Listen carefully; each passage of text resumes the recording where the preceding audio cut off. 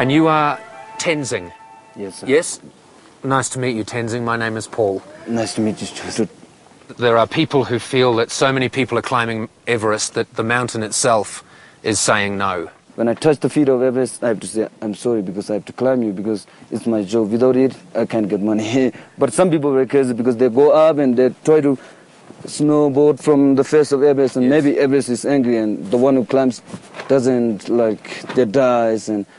But some are lucky, because the Sherpas, when they get money, they pay lots of money to the monastery and everything, and they are happy. What is the traditional name of Mount Everest? Tibetan people says like Chomolangma. Chomolangma. Chomolangma.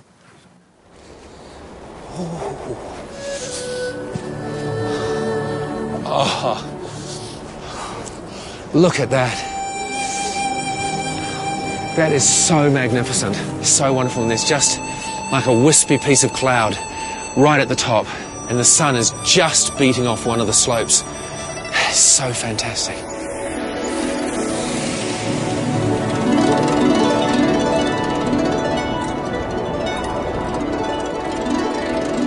Wherever you travel in Tibet, you come across the influence the Chinese have had since they effectively overthrew it in 1950. My focus up until now has been battling with the altitude and looking ahead to climbing to base camp. But from here on in, what I'd like to begin to understand is the acuteness of the religion, the temples, the way these people, some of them the poorest in the world, devote so much of their time and energy to their religion. I hope to find out even more about the culture of Tibetans. I'm heading down through the plateaus to the precious city of Shigatse.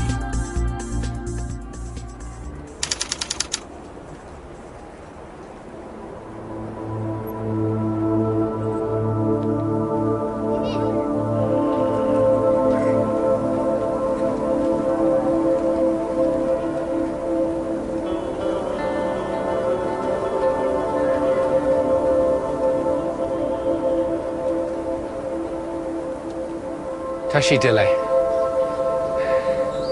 Lovely smile. Tashi Dile. Tashi Dile. Hello. This is Shigatse. This is one of the 6 great monasteries in Tibet. It is absolutely huge. The first Dalai Lama is credited with establishing this, the old part of the monastery, in the 1400s. Other lamas subsequently are entombed in the 4 considered to be most holy temples at the top of this enormous complex here. At the moment there are about 300 monks living here, but in the heyday, let's say before the Chinese invaded in 1950, there would have been 1,500 monks living in these ruins and these homes around me. That's right, isn't it? Excellent.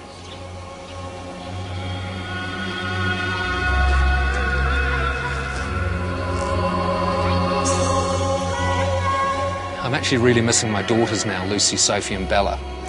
So I thought I'll send them a postcard. That's how loving I am. The trumpeters are coming. They didn't have any postcards here, but they did have photographs of the 10th Panchen Lama, who, up until his death, was tolerated by the Chinese. He half turned against them towards the end, but he was tolerated, died in 1989. They tolerate the 11th less.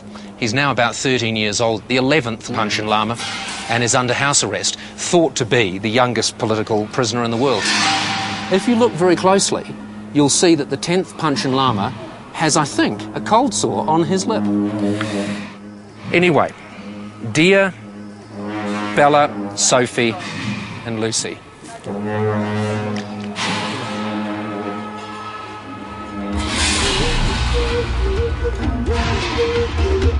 Today's journey will get me to Lhasa after a 14-hour ride covering only 280 kilometres. to break the journey and presumably add even more time to it, my driver Chunda has invited me to his brother's house to have some of the traditional yak butter tea. Chunda, is this your relative? Yes, my brother's small wife. Small wife? Yes. Does he have a big wife? Yes. Does he? Have two. He has two wives. Yes. Excellent. Was this the family house? Yeah. So you lived here? In the winter, yeah. Oh, in the winter? Yeah. Right, nice balustrade.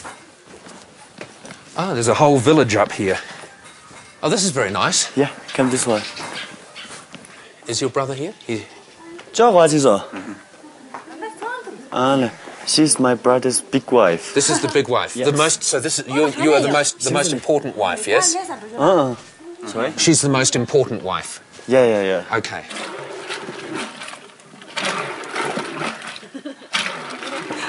It's a beautiful sound, isn't it?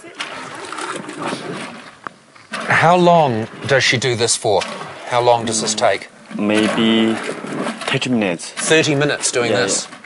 That's why you need a number 2 wife.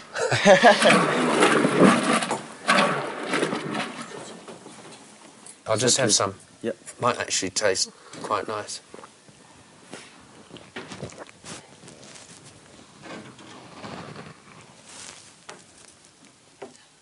That's awful for me. I have to say that is awful. It tastes like God, it tastes awful. It's like sort of off milk. To me, I mean, to you, it is a delicacy, isn't it? Yeah. It is very traditional. Yeah. How many people live here in the winter? In the winter, maybe 14 or 15. 14 or 15? Yes. So this is the bathroom, yes? Yes, this is a... And the toilet is in this dark hole down here. Yeah. Ooh. It's just a series of holes in the mud floor. It's dry and it doesn't smell, and it's got a vent in the ceiling. You can actually climb up a ladder to the ceiling. But that is about the best toilet that I've seen since I've been in Tibet. Very good toilet. Yeah. Very good toilet. Hello. Hello, you have a lovely home. Yes, you have a very nice home. The tea, horrible, but the home is very lovely. Yes.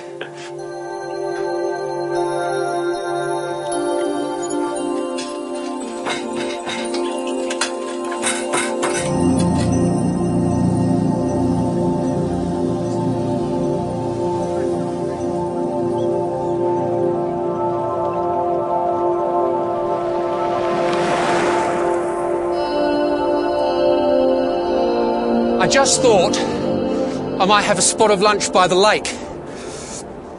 So the driver takes me down to the lake, and it looked picturesque as we drove over the marshy stuff. We opened the door, and these mosquitoes the size of howitzers came for me, attracted by my lovely white T-shirt. And so I have to I can't even walk over to the truck now, because the truck is shrouded in these little bastard things.